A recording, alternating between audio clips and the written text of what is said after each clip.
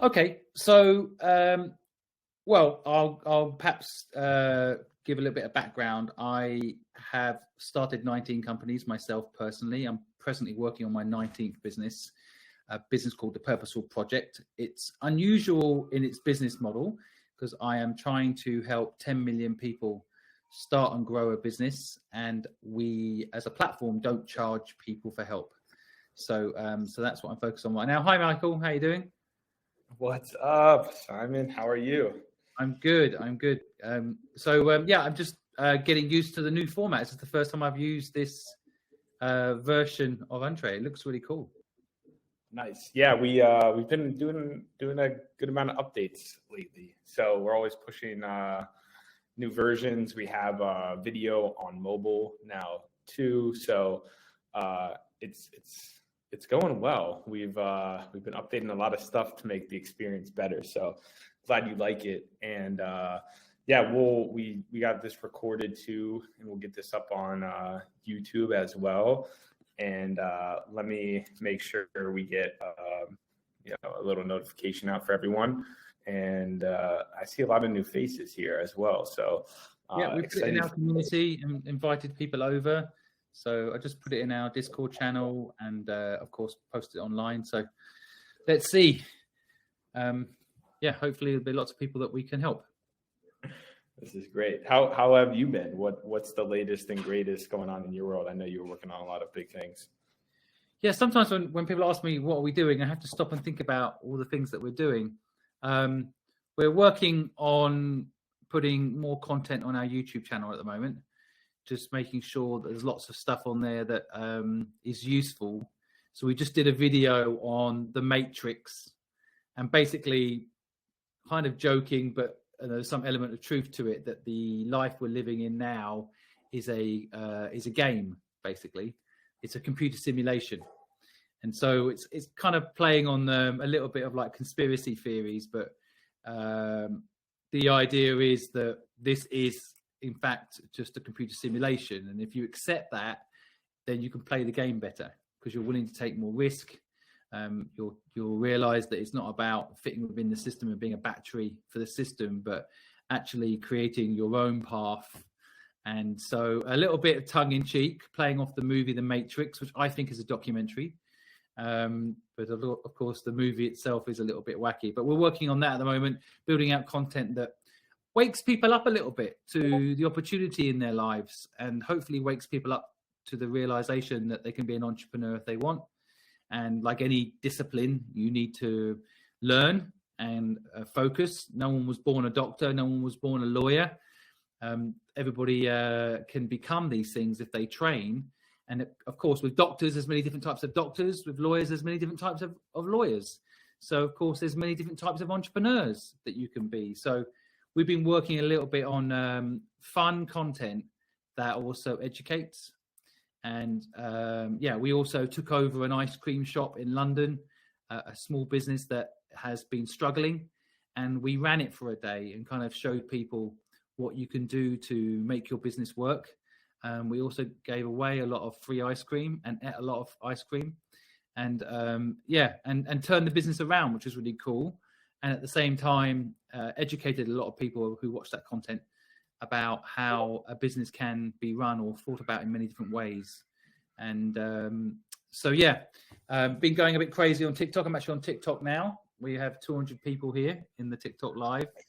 And amazing. So just telling a bit about Entree and what we're doing. So, yeah, I've been building up the social media side just to make sure that all the work that we're doing to educate people actually gets out to the people that need it.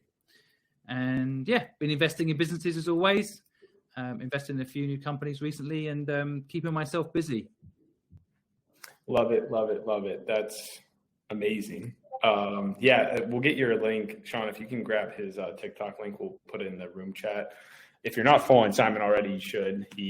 How many followers are you up to now? You have like 200,000 or more than that now. 150 plus thousand now. Pushing it. Yeah. Amazing. And yeah, we'll get your link shared and dropped into the chat here. And yeah, really cool stuff. The ice cream thing is really sweet. I saw that when we were texting, it reminded me of the TV show The Prophet, or like the Bulk Rescue one. I think that's pretty cool to do it for other kind of small businesses as well. And yeah, that's super interesting. I love that. Do you want to share more about the Entrepreneur House as well for people? Because I know that's something. Yeah, so that's actually where I am today, recording this, so I can give people a little tour if you want it. Would that be mad? No, let's do it. Let's do it. Maybe I'll just set it up before I show you. So I live in North London in a place called Belsize Park, and then a 5-bedroom house on a 1 acre of land came up for sale 50 minutes from London Bridge. And I thought I want to buy it, but I actually don't like property generally as an investment. And I thought, well, what can I do with this that helps service what I'm trying to do? So basically, we decided to buy this property and turn it into Entrepreneur House. I just secured the .com, so entrepreneurhouse.com. I managed to negotiate and buy, which was a whole another learning experience. But the idea of Entrepreneur House is it's a place where people could come and stay for free in the real world and virtually, and get help for free. So we've had quite a lot of people come to stay for weekends, and then over those weekends, like 48 hours of pretty much intensely working on people's businesses. And it's like mentorship, but in intense version. So mentorship normally is like an hour here and an hour there and in between. It's been pretty amazing to actually have people stay together in the house and, really not only drive off each other a little bit and learn from each other, but get deep into the businesses and figure out, often it gets quite emotional, what people really want from their businesses.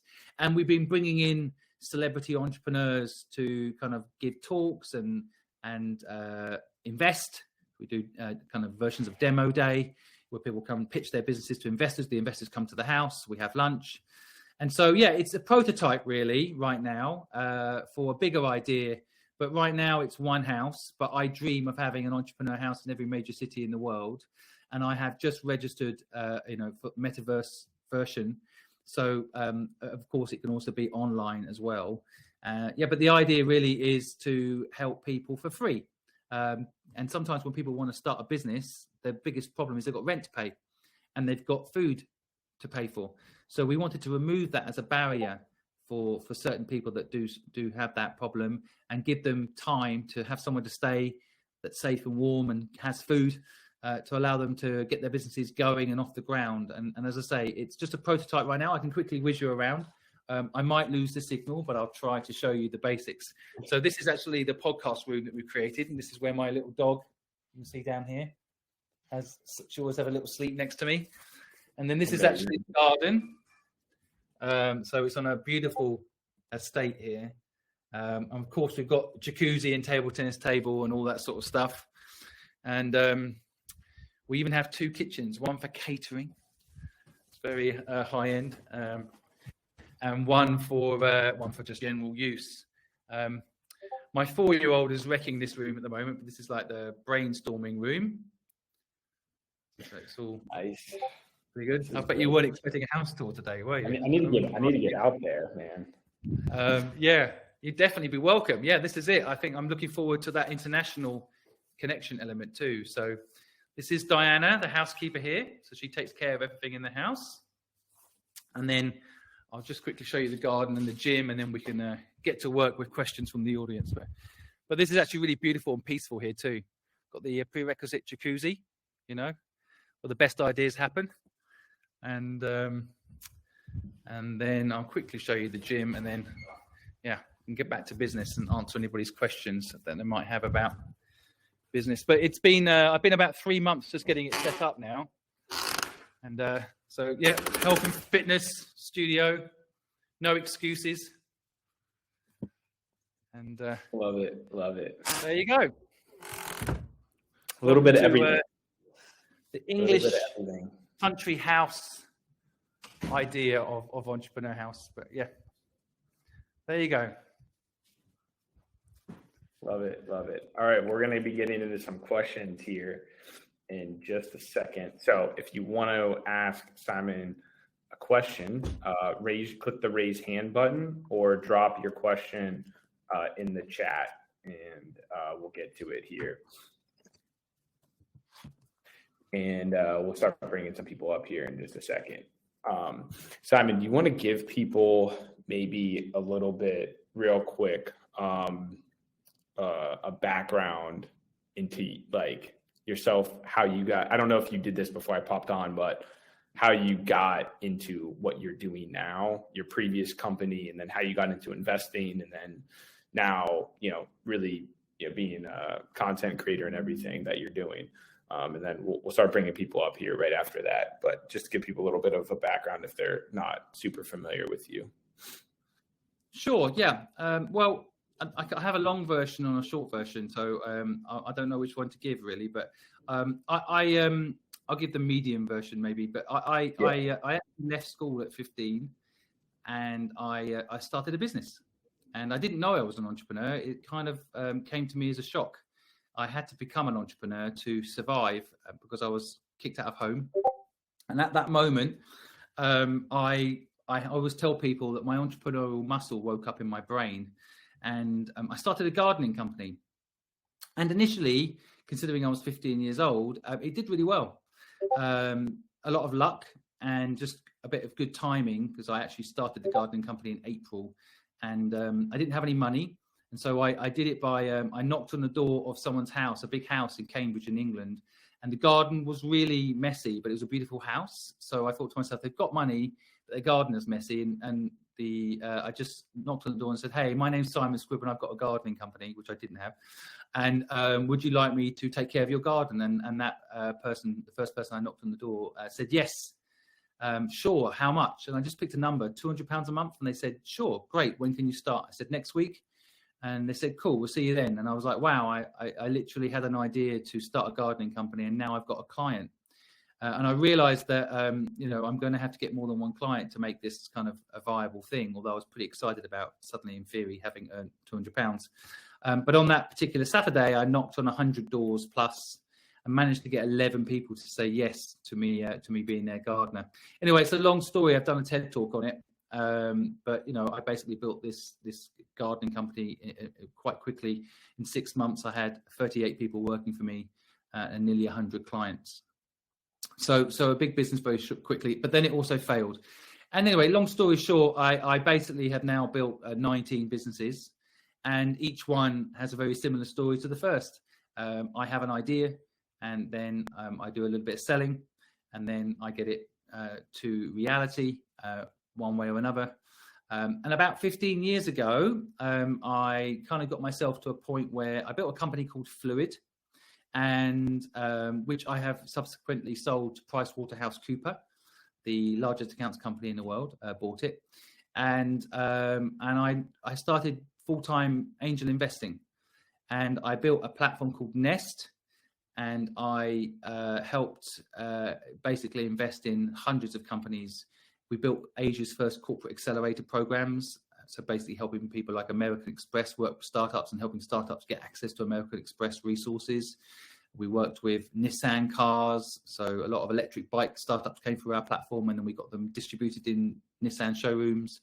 And so I've always been obsessed really with how to help entrepreneurs. As an entrepreneur myself, always looking for resources. I've always been obsessed with how can I invest in things and start businesses that service the needs that I've had as an entrepreneur.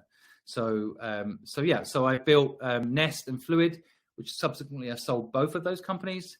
And now I full-time angel invest and focus on building something called the Purposeful Project, which has a very similar mission to Entree, which is why I've invested in Entree, of helping people start and grow businesses and helping entrepreneurs in general get access to resources that they need to succeed. So part of that is capital, but sometimes it is not about capital. Sometimes when people are asking for money, it turns out that they don't need to give up equity, and what they actually need is more sales.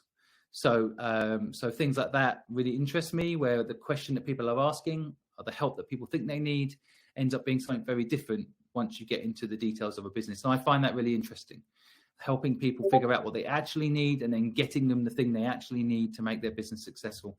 And that's kind of brought me to where I am today. And the social media side, I never really believed in building a personal brand. I always enjoyed building company brands. And by accident, I built a personal brand. Because of course, if you build a successful company that gets bought by another successful company, word travels and your personal brand gets lifted. But I thought when I retired, and I then decided I was too young to retire, the only thing I haven't really done is build a personal brand. So I thought I would do that. And part of that was building up my social media. So 2 years ago, I started on TikTok. Everybody laughed at me and said, TikTok is for kids. When I got on there, I found a lot of young people, for sure, but a lot of them who wanted to start and grow a business of their own. So, 15, 16, 17, 18, 19-year-olds who wanted to get knowledge on business and understand how a company gets built and the different ways a company can get built, how to raise money and how to build a brand. And from going on social media, I started a podcast series, now one of the leading podcasts in Europe, the Unicorn Podcast, where we interview people that have built unicorn startups and they share how they did it, and something called Pep Talk, which is basically experts coming on to share their knowledge in certain areas, like how to leverage TikTok, for example, or Twitter, or how to raise money, all those things that people ask about. So yeah, that's kind of my story. Each of those elements I've just talked about there could be very long elements in themselves, but that's my basic overview of, and I've invested in 76 startups to date. And people always ask me what's my criteria for investing, and it's changed over the years. When I first started doing it, it was really about people that approached me, and if I liked the idea of the business and felt that my agency that I owned at the time could help, I would invest. But now I have a strange criteria to some, but I invest in things that I think are going to be fun. I like to, often if you're an angel investor and you invest in a business, you're married to that person in a way. You're forever going to be communicating, and it can be very personal. So you have to like the person, they have to like you. It has to be fun. For me, that's important. If we make money, great, but I want the journey to be fun. And then I also like it if the business has some connection to my mission now at the Purposeful Project, like Untrade does. I think it makes a lot of sense for me to invest in a platform like this because it's got a very similar mission to my overarching aim. So yeah, that's kind of me and where I'm at today. I love it. I love it. I love it. Well, hopefully we're having some fun here as part of this. And every time I talk to you, it just inspires me, and I have a great time, and I leave with a lot of ideas for sure. And obviously with what you're doing and what we have going on, it makes a lot of sense to figure out ways of helping people and working together. There was one thing, we're going to get into questions here in just a second. I brought Mitchell up to kick off the questions, but one thing I thought you said that was really interesting that I think is worth diving deeper into is when you said that the problem is often not necessarily what the entrepreneur thinks it is. What have you noticed as generally the biggest problem or the underlying problem, similar to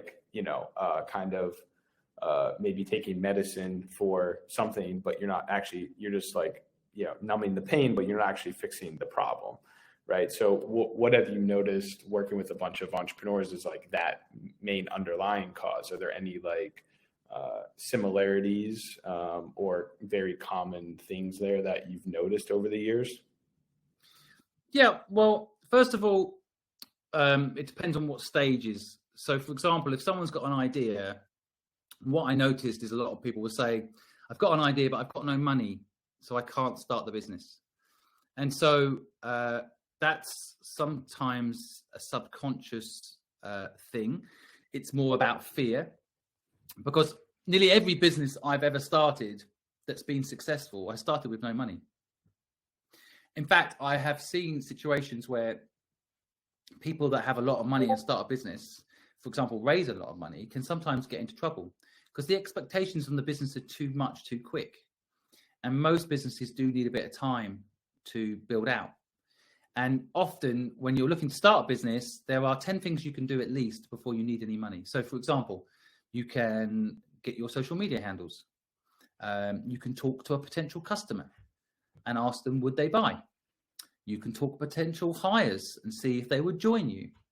You can start drawing on a bit of paper your branding, your philosophy, your business plan. You can draft up a deck. There's lots of things that you can do that actually start your business and get you going before you need any money. So that's definitely in the early stages one of the mistakes I see people make. They think they need money, and most of the time it's just an excuse not to start.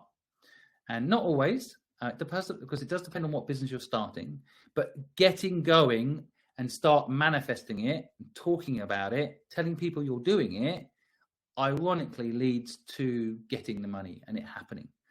And a lot of people make the mistake of thinking, I've got an idea, I better not share it because someone might steal it. And again, I've seen that again and again where people think, well, if I share it, someone's going to steal it. And what actually happens is, and I have a theory about this, that any good idea is given to 100,000 people at once by the Matrix. And I see it play out as an investor because suddenly I'll get a pitch deck for like 10 of the same ideas. Sometimes I'm saying, have you spoken to this other company? They're doing something very similar, like maybe you should team up like Elon Musk did he had X and he teamed up with PayPal, right? He didn't start PayPal, he joined the PayPal team. And so, I kind of see it play out in the real world where people think all their ideas are unique. Ideas are not unique. Execution is unique. And so, and everyone's got an idea. I think it's Mike Tyson that said, everyone's got a plan till they get punched in the face, right? So you kind of have to just execute and get going with your idea. So that's what I see in the early stage. In the later stage, growth stage of a business, the mistake I see a lot of people make is the founder of the company, and I've done this, so I've also personally experienced it, is we think that we're irreplaceable, and actually we accidentally make ourselves that. And so we are often the bottleneck that stops our businesses from growing. I am personally a generalist. I've become a specialist by accident. I would say I'm a specialist in marketing now, but not by design, by accident. And so, and when I'm running a business in the past, I'm good at like vision, the idea of getting the first few people on board, getting it funded, making it real. People like Entrepreneur House is a real thing. No one's done this in the UK. It's like, wow, you've got a real property. It's actually happening, like, wow, from an idea in my head to reality, it's happened. But am I the one who's going to be necessarily the best person to run this when there's 500 of these locations around the world? Not really. I don't want to be dealing with towel supply and food supply. And, I'm probably not going to be the best person to run it at that level on a CEO point. So I will bring someone in. And that's one of the things I did in my last company, Fluid. I brought a seasoned CEO in to run the business. And it was the best thing I did for me and the business. And so, and then Nest, the company I did after Fluid, is exactly the same. And I know, because I know myself, but I know a lot of people don't do this. They get stuck in their business and they don't figure out what their strength is within that business and bring in better people to do the things that they should be doing. So, yeah, a couple of things I've noticed that might be people listening. They might spot it in themselves, and it might be useful just to remind them that don't be the bottleneck for your own business, and don't not start a company because you think you've got no money to do it. 100%. I think a lot of it comes down to, having the awareness and putting aside maybe your ego too.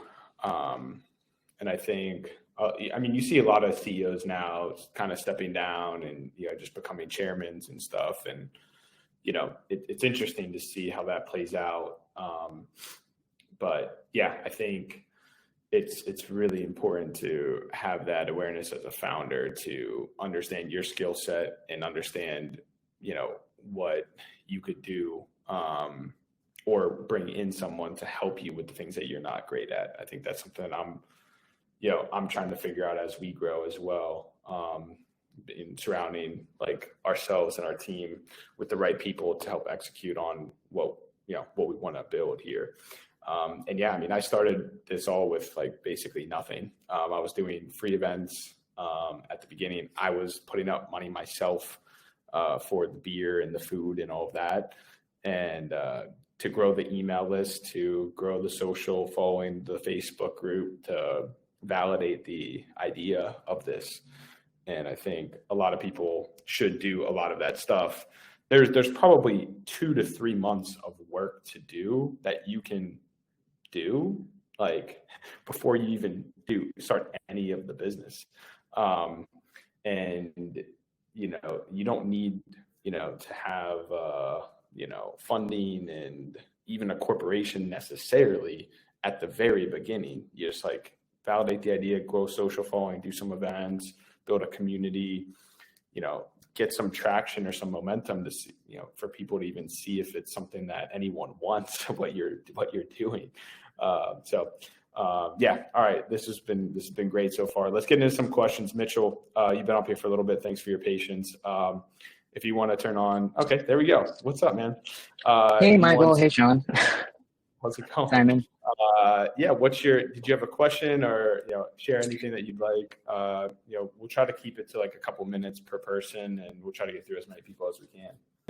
Yeah, for sure. I really resonated with what you said, Simon, about like having a business and like trying to evolve it. And I'd love to get your feedback on this idea that I have.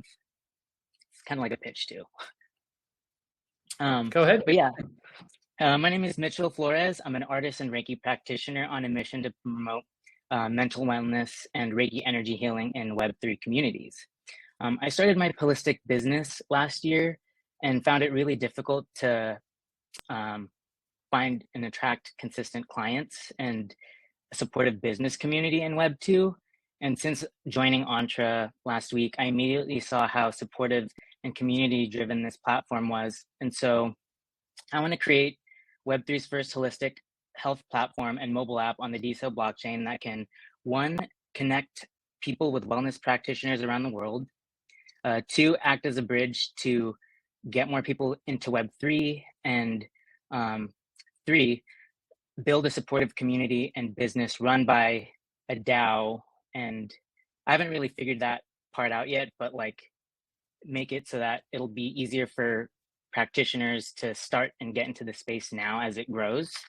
And recently, last year, the Grandview Research Company put out a report that the global market for complementary and alternative medicine is expected to reach 336 billion pounds or $404 billion by 2028. And since I shifted my marketing efforts to Web3 communities, I've noticed a 40% increase in analytics in my website, social channels, than in just Web2 alone. And so the interest is there to take care of mental and physical health. And from my personal experience in self-help and from what I've learned from my clients is that more and more people are getting into this space, and eventually it'll get into Web3. And so starting this business now would definitely benefit the communities and allow more people to find modalities that they're attracted to. So yeah, I mean, I guess I'm looking for $100,000. I haven't really, that's just a number I threw out, but just to get started on structuring the business. I have my own business right now, which is an LLC. But with that money, I would work on structuring the business, the DAO, attract potential business partners and developers who align with the company's mission and values to build the platform. And my goal is to have a web app built by Q2 of next year, which would allow practitioners to create their own business profiles through a subscription-based model or of some sort, which I haven't really thought out, and also serve as a database and directory for where customers can find practitioners virtually or in their areas and can leave reviews. But yeah, that was my idea. I'm Mitchell. Thanks for your time, and I really appreciate it. Great to hear your idea. I mean, with these things, it could be a very long conversation between us now. And I guess I'm conscious I don't want to keep anybody waiting that might want to ask a question. Right. But my instinct on this is it's a really good idea. My wife is actually a kinesiologist. Oh, nice. I don't know what that is, but it's in the wellness space, of course, and she's always talking about how there is actually a gap in the community side for that wellness world. I think the focus on Web3 is really interesting too. I guess there's a lot of people now in platforms like Discord that are just, burnt out, and people are just like permanently checking the NFTs of this world and getting stressed out. But I don't know, I guess it's a lot of questions I could ask you about, like, what is the financial model and what your plans are, why 100,000?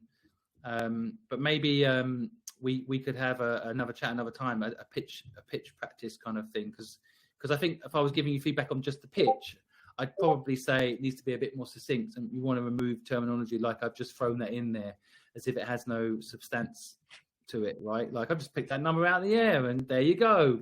What do you think? And I know you're being very authentic and that's awesome, but probably when it comes to pitching investors, there might be a little bit more like, this is what I need and this is why, and this is what I'm going to do with the money.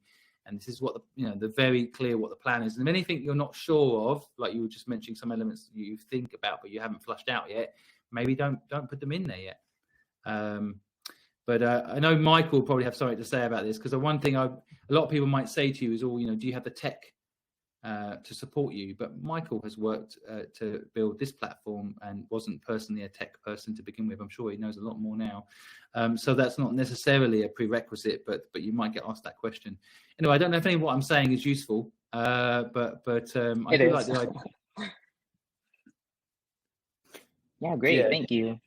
Hey, Mitchell. I think there's definitely some interesting aspects to what you're doing that could, I think it's much needed. I think there's a lot of interesting things going on in the whole mindfulness, mental health healing industry right now. More and more people are getting into Reiki, yoga, all of this kind of meditation, all of this kind of stuff.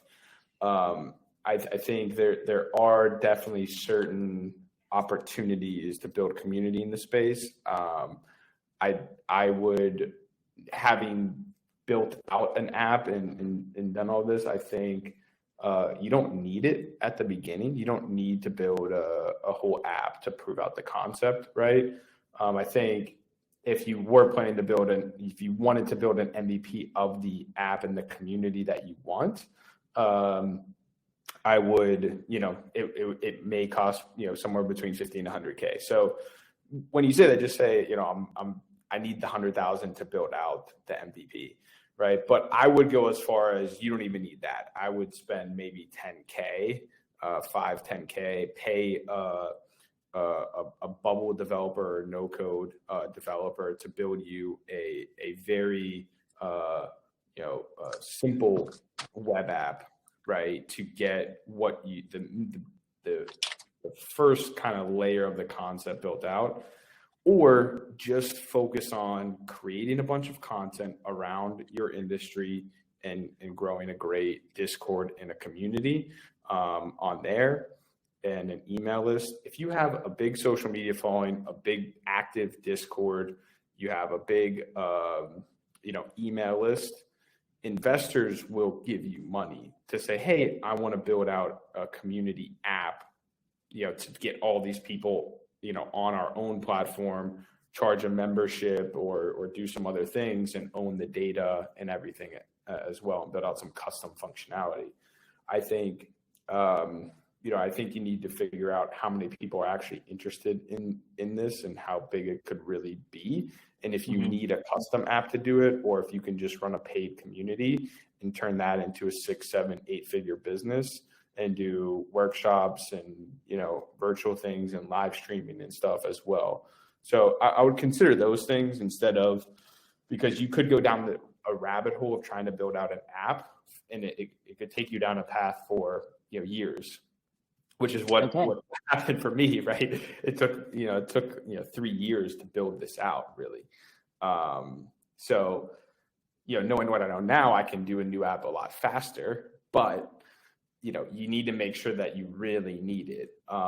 There wasn't, Discord really wasn't that popular when I was starting out. If I was starting right now today, I would create a shit ton of content on TikTok and Instagram and YouTube, and I would drive everyone into a Discord and do events and build out an email list as big as I can.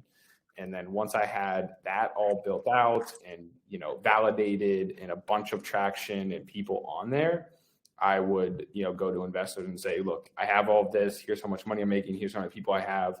I want to build out a new app because this is growing so fast, and here's how big the industry is. And we need $100,000 to build out the first version of the app. You'll get interest for sure. Yeah, thank you so much for that feedback. Really helpful. No doubt. And yeah, I mean, leverage new platforms like this too, right? If you're targeting Web3 people, post content, interact with people, host some live streams and stuff here, interact with people, because it's tough to infiltrate big new existing apps. If you're just starting out, TikTok is usually the best for new organic, growth. But yeah, that's kind of what I would say to help. Yeah, I'm definitely working on the community aspect. So I guess I'll just see how this goes for the next couple of months or so. Awesome. Thanks for coming out, man. And thanks for having me. Nice to meet you. I followed you now as well. So let's connect and let me know as you progress if I can help you further. Thank you. I appreciate it. Take care, everyone. Sure, no problem.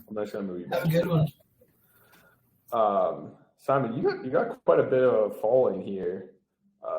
You're up to over 13,000 people. I think you're probably on the I think you're on the recommended follower list. That's why.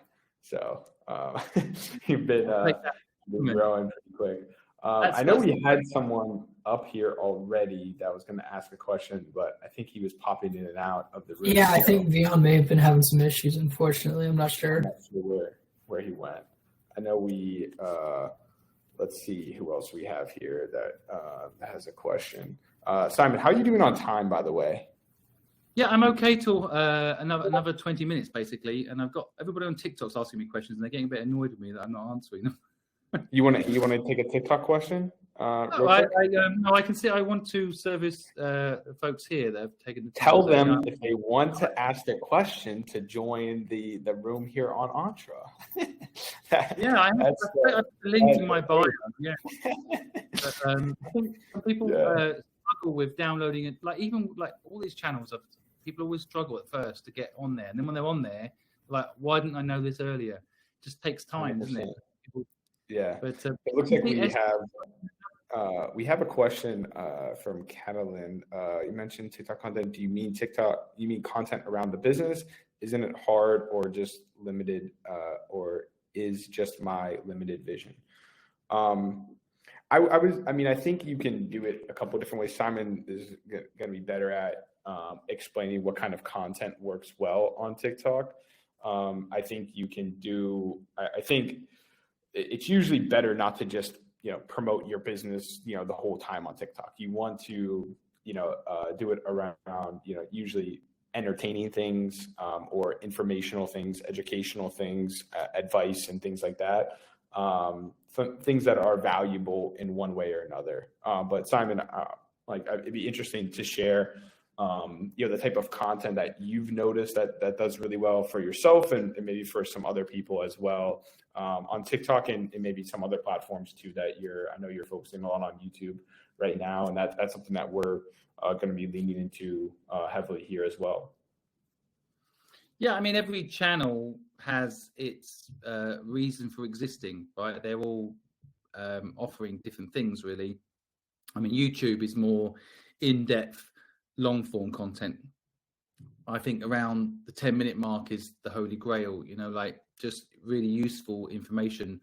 I mean, TikTok is more. I'm seeing TikTok grow and evolve, but I'm starting to see it more as a community product. So whenever I do anything, I always try to bring the TikTok community with me to do these things, like behind the scenes. Like we've done 2 podcast recordings today and made a video today, and I've been going live so people can get behind the scenes of what goes on in building a business. And so I think that going live on TikTok really works. I think we're in the product format, it's 30 seconds, 45-second clips. Bring value, that whole lots of value. The more value you bring, the better, really. And I think that when it comes to a business on TikTok, I guess humor works quite well.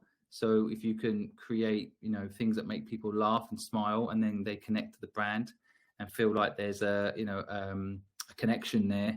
So I mean, there's no one thing that makes any one platform work. I think it's always a combination of really mainly individuals doing what they enjoy doing. So I always say to people, some people don't like sticking their face in the camera and talking, right? I'm like, totally understand. And what do you like to do? And if they don't like talking in front of the camera, often like writing blogs or doing insight pieces or meaningful posts around. So go on LinkedIn, or go on go on Entree, and you can do both, right? You can actually post on here and you can do video. So I think you have to go to platforms where it's best for you as an individual. And I find personally, I love TikTok because it's quick, it's fun, and there is a community on there. And I think that's the thing that all of these platforms are beginning to have. They're having a sense of community. You just need to become part of it. So on TikTok, I'm probably friends with at least 40 of the biggest TikTokers. I've become friends with them. I've done lives with them, done shared lives with them. I've done events with them. I've done competitions with them. I've done promotions with them. We've been on each other's podcasts or whatever, and I think that's the thing I always suggest people do is kind of maybe, get heavy into one platform, make a big effort on that platform, and then be a part of the community. And then that the business always flows from that, really. I don't recommend on any platform people just start selling. They should bring some value if they can first, and then people will reciprocate and try to find ways to support you in return. Anyway, hopefully that's useful for the person that asked the question. Yeah, totally. I think spot on with that. And I mean, I think things are changing too. So it's, you need to be aware of the different ways, how content changes, new trends, and be on top of those.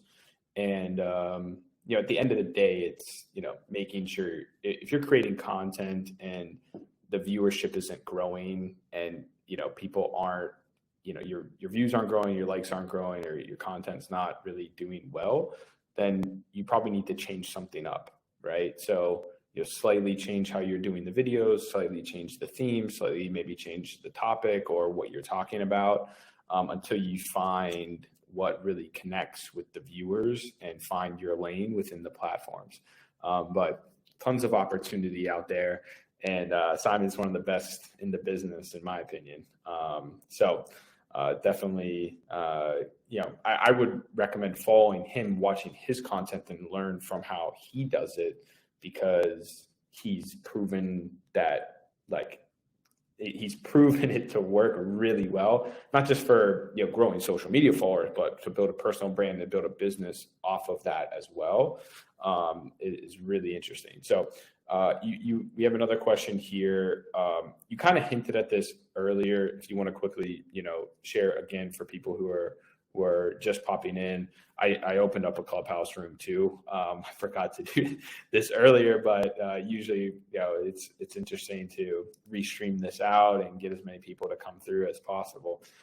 So if people on Clubhouse have a question, click the pinned link there and pop into Entra. But we have a question from Jamal about how angels decide where to invest. I know if you want to just touch on that real quick, and then we'll bring up. We have one person who's raising their hand too, so we'll bring him up on stage. Yeah, raising money in general is a very I'm going to say complicated thing, but from a investor myself, what am I looking for? It doesn't mean that this is what every investor is looking for, right? I think, as I mentioned earlier, I'm now looking for businesses that I can invest in that help me deliver on my ambition to help 10 million people start and grow a business. I don't think anyone should be unemployed. I think there should be tools given to people that are unemployed that if they want, they can create a job for themselves. It doesn't have to be the next Entree or the next Facebook. It doesn't have to be as grand a business. It can just be something that they enjoy doing every day, and it means that they're not feeling like they've got no purpose. So, I'm always looking for businesses that can help me in that mission, because I can't do it on my own, and no one platform can probably fix this problem. And so, so one element, for example, is I believe the education system needs fixing. So I'm always interested in businesses that are bringing education to people, particularly around things like financial literacy or how to build a business, anything that's going to do that. So, I mean, I think if people research the investors before they spam them, they get a lot more. I noticed that there's two types of people that reach out to me.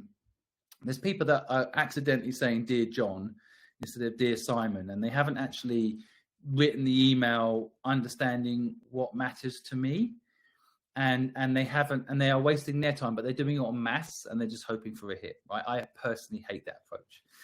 The other side I see is people that have taken the time to understand what matters to you. And my purpose is to help other people for free start and grow a business. And once people understand that, then they can see if their business is a fit for my strategy.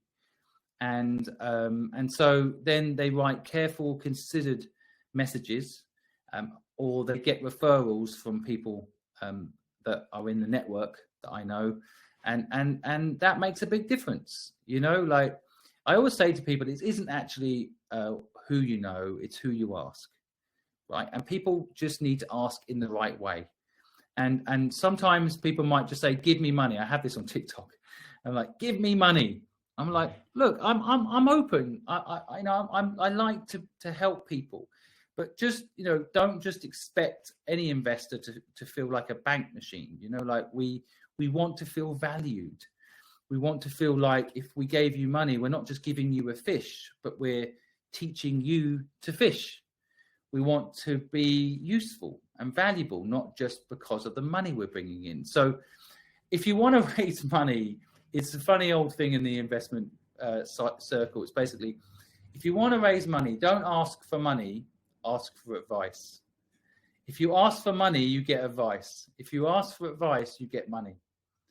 And so it seems strange, but people should spend time getting to know the people that they're pitching to. You know, the 3 steps of sales, which I love, which is basically, first step is you get to know the person you're selling to and they get to know you, and hopefully you end up liking each other. The second step is you define if you need each other. And what's interesting is the investor, if I don't deploy the capital, it's just sitting in a bank, you know, near zero interest. And so, you know, at the end of the day, investors generally do need good ideas and good people to invest in. So if you can establish that you are that company and we establish that we need each other, then we need each other and we like each other. The third step, which is always the financial element, like how much to invest, the terms. I mean, I don't think I even looked twice at your terms. You told me the terms and I said yes. I don't think I once questioned them, Michael, right? Not once. Because I like you, you like me, we need each other. We both have a similar goal and purpose. I didn't even question the terms. You know, it's just, it is what it is. I'm happy to you know, I like you and I believe in the mission. And so we need each other and we like each other, the end. And I think not enough people spend enough time on the first two. They're too busy like, I need money. This is how much. Thank you. You know, they just don't spend enough time on that. And I think every investor would probably say the same, although they might be scared that suddenly everyone's going to ask them for help and not really mean it.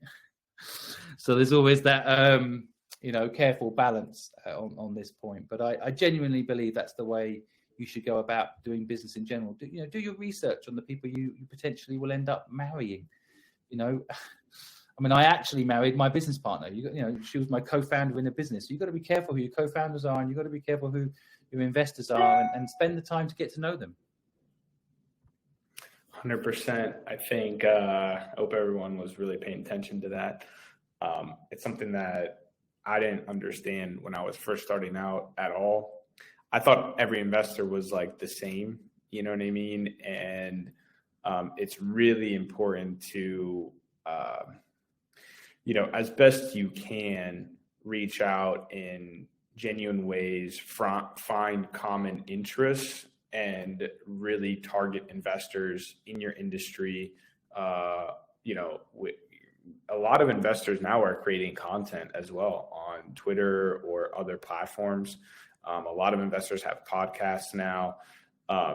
There's a lot of easy ways to reach out in genuine ways to investors. Hey, I saw your tweet. It was really interesting. What do you think about, the future of Web 5 or, whatever it may be. Right. So, there's a number of different angles that you could, take it, but pretty much every investor that I've had started with just a very casual conversation for the most part, besides maybe a couple that I got introduced to, but most of them started from relationships and from conversations. My first two investors ever, I met one at our event that I hosted, right, in Pittsburgh, and the other one I met at an event that the first event that we ever got a booth at in Toronto. And it just so happened that we went to the same college, and, he was looking to start getting into investing, and he really liked what we were doing. And, it's weird how some things happen, but if you're genuine about it, most of the time it ends up working out and you end up finding the right people. So it's tough and you have to be patient, but I think that's what I would say there. Let's get into some questions before we wrap up. We have about 8 minutes left. ST, I think you were up first. Do you have a question for Simon or anything that you'd like to share? Yeah. So Simon, I see that you're from the UK, right? I am, although I spent 20 years in Asia. But yeah, I now live back in the UK. Yeah, because I just want to give you I just want to let you know that I did a master's degree in the UK. And yeah, so it's just that's a bit to know about. That's a bit you want to know about myself. But yeah, so my question is, what I'm currently doing right now is just trying to play the role of a matchmaker between startups and investors. And what I'm trying to do is I'm trying to see what will be one way to determine what the investor is looking for or what startup is looking for in an investor, or the other way around. Well, I mean, every investor, for example, on that side of the equation will be looking for different things, won't they? I mean, generally, investors need a return. I know myself, I wouldn't be able to keep investing in businesses if the investments I'd made to date hadn't worked out, right? So we want to be able to keep going. So we need to be able to make a financial return. And then after that, I think it can get quite personal, can't it? What do people need? I personally think if you're an early stage company, you should be like my previous businesses. My co-founders have been my first investors. So, I will invest in the business and I will start a business, and then I will bring in the expertise I need to help me make the business work. And they've often ended up investing alongside me. So they've often been my first investors in nearly all of my businesses. I've had that be the case. And so, having actually people invest and help is, I think, the best thing at the beginning. And if you're an investor, if you can actually make a difference to the company, then your investment is a little bit more secure, isn't it? It's better than crypto, that's for sure. You invest in crypto, you have no way of making sure that crypto is safe. If you invest in a company, at least you have the ability to influence its outcome. So I think, matching up the skill sets is just as important as matching up the money. All right. Simon Squibb, now done speaking. Haven't said that for a while. If I'm on Clubhouse, I feel like... What is this, Clubhouse? Thanks for coming. Thanks for coming up. Yeah. Thanks for coming up, ST. I think we have, is it Saud? I'm not sure how to pronounce your name, man. Sorry if I butchered that. Yeah, so hello, everybody. And I've just got a simple question to ask. I liked Michael's comment, what he said about how to build a community if you are an entrepreneur. And I just want to ask Simon and Michael, is that what traits should we develop as an entrepreneur so that we can get angel investor interested in us? Simon, I'll let you take this first. Okay. Well, it's a big question. I'm going to give you a slightly strange answer. I think people need to develop their luck skill. I think a lot of people, I never want to, I want to invest in people that are lucky. I want to invest in people that think they are lucky. I know I've only been successful personally because I've been lucky. And so I want to invest in people that are lucky, right? And so it's one of those things that a lot of people don't want to admit is part of their success story. Like, Gary Vee will always talk about like, oh, I wasn't lucky. I worked hard. I worked in my dad's liquor store. It was so hard. But, he was born into an entrepreneurial family where his dad owned a liquor store. He took it from 3 million turnover to 50. Well, I mean, I tell you, the first 3 million is the hardest. I have built businesses from scratch, and the first 3 million, Jesus, that is the hardest. So, he was lucky, right? And I don't think there's anything wrong with it. I think, you should leverage whatever it is. I think, like there's always this boxers, the very best boxers in this world have often been born into bad luck, like difficult neighborhoods. But that's what made them great boxers later, right? They were stronger, more resilient, more hungry later. So you can hack luck, by the way. And whether this is the time to get into how you hack luck or not, I don't know. But probably my quick answer would be just be lucky and come across as confident and lucky, and you'll be surprised how much that excites investors. I think that's a fantastic answer, and I think there's definitely part of it as if you think you're lucky, the more things that will happen that are lucky in your life, and sometimes it can be hard, right? When you may be going through some struggles to think that you're lucky. But usually the way that I've looked at it is struggles are pretty much across the board very temporary, unless you're in a very deep cycle of depression or very bad things happening. And most of the time it's not nearly as bad as you think it is. And it's usually short-lived, and if you keep progressing, you get out of it very quickly. And most of the time, the thing that you thought was bad was actually a benefit to you that you didn't realize. So normally, how I approach when bad things happen is I still say thank you to that, right? Because I don't know if that did happen, what would have, if the thing that I thought I wanted, it didn't work out, but I'm okay with that because I still know that I'm going down the right path, right, with what I'm doing. And you're exactly where you're supposed to be. Yes. And I'm convinced that that was, totally fine. And that I'm actually lucky that happened because now I can, there's something better that's coming, right?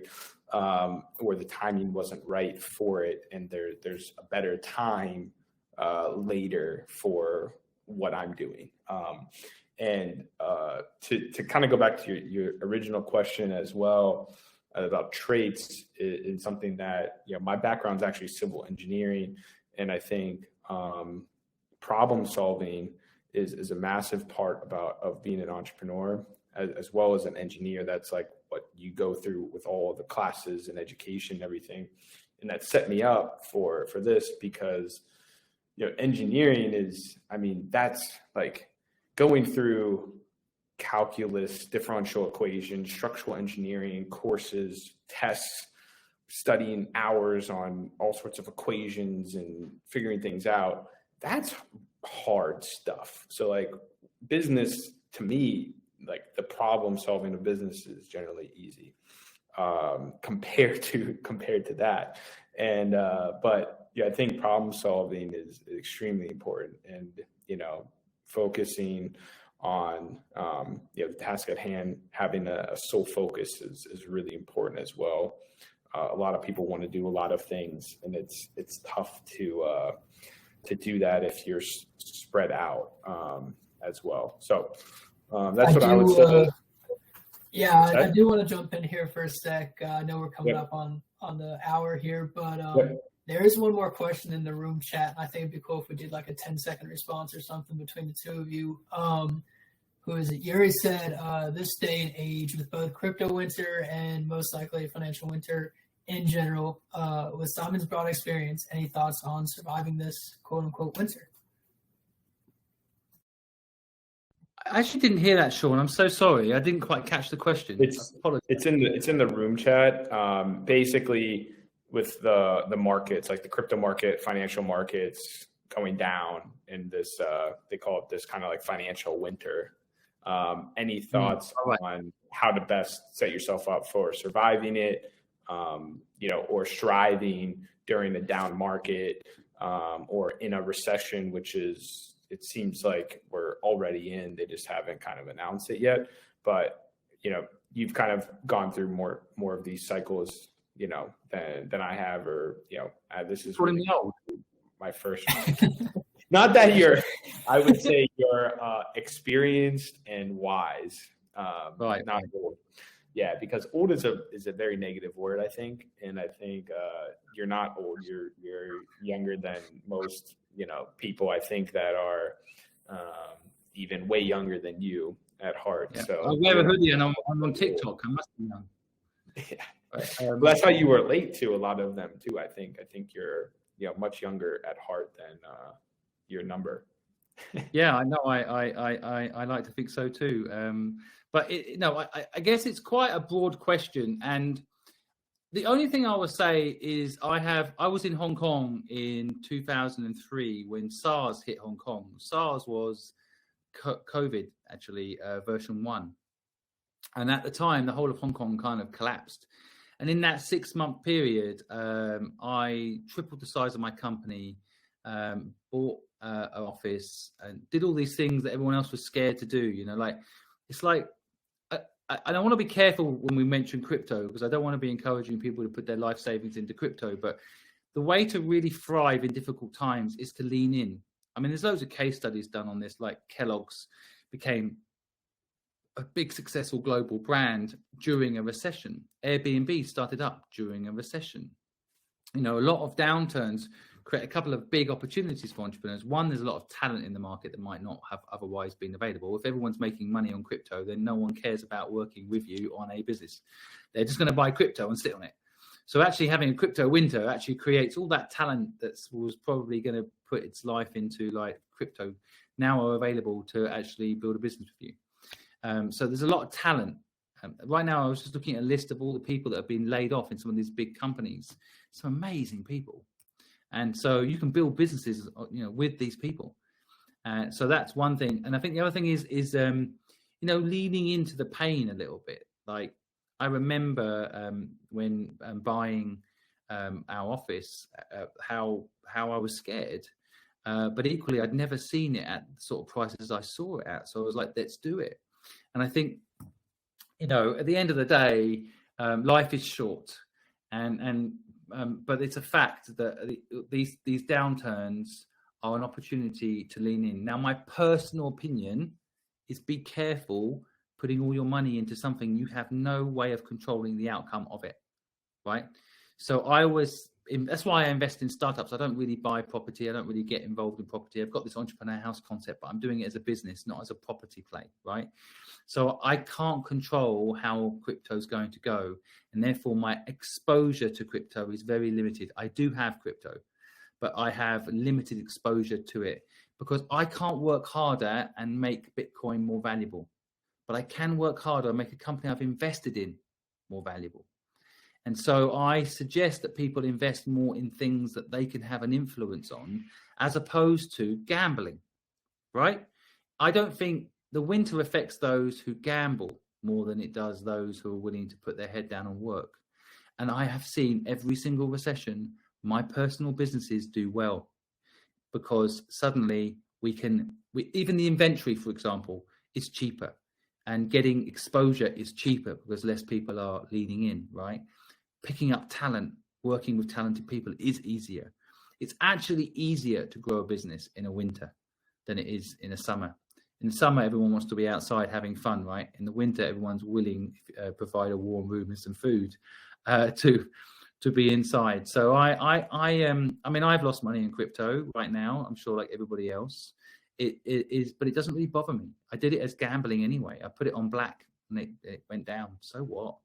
Just don't bet what you can't afford to lose when it comes to that stuff, and instead focus more on building something you love, building something where you are in control of the success of that product. Don't dig for gold, sell shovels to the people digging for gold, right? That's an old saying, but still so true. And I think people that are digging for gold may get caught in a winter and be very cold. But I think if you focus on, what's important to you, it doesn't even have to be a big business, then it doesn't really matter if crypto goes up and down. It doesn't matter. If you're doing what you're enjoying every day, it really doesn't matter. And you'll be a lot less stressed always looking at these things that are in winter, because you'll be in the warm, making what you've got in hand work. I've got some claps and some hearts going on. Absolutely love that. Yeah, that was I'm sorry to interrupt, but I just want to say that I'm using Entra on iOS app, and on room chat, I cannot see who has typed the comment. I just want to address that. Yeah, thanks for bringing that up. Yeah, there's a little bug going on. Make sure you have the latest app installed. We just pushed a new update, but I think there was still an issue with that on some devices. So, let us know. Just shoot me a message too if you're still having an issue if you updated the app. But that was great, Simon. Thank you so much for your time. This was awesome. Great words of advice, and looking forward to doing this more often. We're going to start doing this every week, same time. Come ask questions, come hang out with us. And we're going to start doing a lot more of these with other creators and more investors and stuff. We're going to be launching our creator program here soon. And if you want to sign up for that, I'll drop the link here. It's just joinentra.com/creators. And our goal is to help creators actually earn some money, work with creators who are creating content, organizing events, all sorts of things on, I don't know why this is not loading, on Entra, but I don't know if it's my internet or what. We'll see. I dropped the link in the chat as well. There we go. So if you guys fill this out, apply, we're going to be, you'll be able to earn some money and also get paid out in crypto if you want, but we'll also do it in fiat too. So but appreciate everyone's time. Thank you, Simon, for coming and hanging out with us today, and look for the recording up on our YouTube channel here later. Sean, if you want to drop the link to that as well, we can get people on there, and we'll love to have you guys subscribe to that and check out all of the other content that we're pushing out. But Simon, any final thoughts or any places that people should connect with you, learn more about what you're doing or get involved? Yeah, no, thanks. It's a pleasure to be here, and because I've invested in you, that I'm a big believer in what you're doing.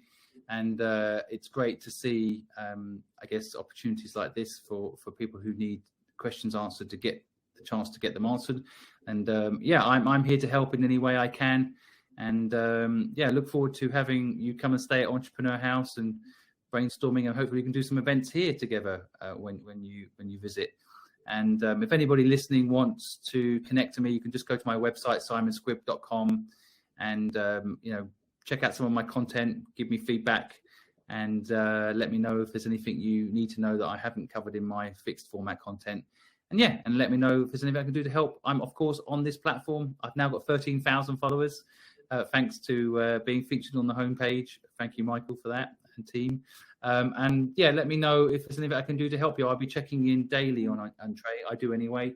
So I'll be looking out for any questions you have on this platform, and feel free to message me direct, and I will try to help you. Thank you, Simon. Appreciate it. See everybody. Have a great rest of your week, great rest of your day, and talk to y'all soon. Take care. Cheers, everyone.